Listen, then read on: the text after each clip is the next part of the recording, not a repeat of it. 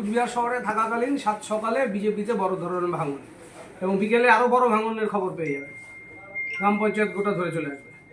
এই মুহূর্তে মাথাভাঙা 1 নম্বর ব্লকের ময়ারহাটের গ্রাম পঞ্চায়েত মেম্বার, তাকে জয়েন করালাম, এবং পাঠছাড়া অঞ্চলের 2জন পঞ্চায়েত সদস্য, একজন হচ্ছে সোমেশ বর্মন, আরেকজন মদক, তাকে আমরা ভারতীয় জনতা পার্টি থেকে তৃণমূল কংগ্রেসে যোগদান করালাম। কল্পনা মদক সহ সোমেশ বর্মন, এরা পঞ্চায়েতে বিজেপির থেকে ভালোভাবেই জিতেছিল।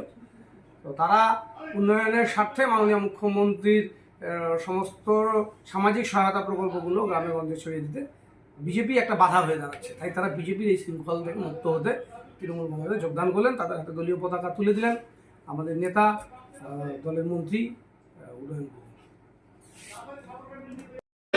তৃণমূল কংগ্রেস জিন্দাবাদ, জিন্দাবাদ, জিন্দাবাদ। ঠিক আছে, তৃণমূল কংগ্রেস জিন্দাবাদ, জিন্দাবাদ, জিন্দাবাদ।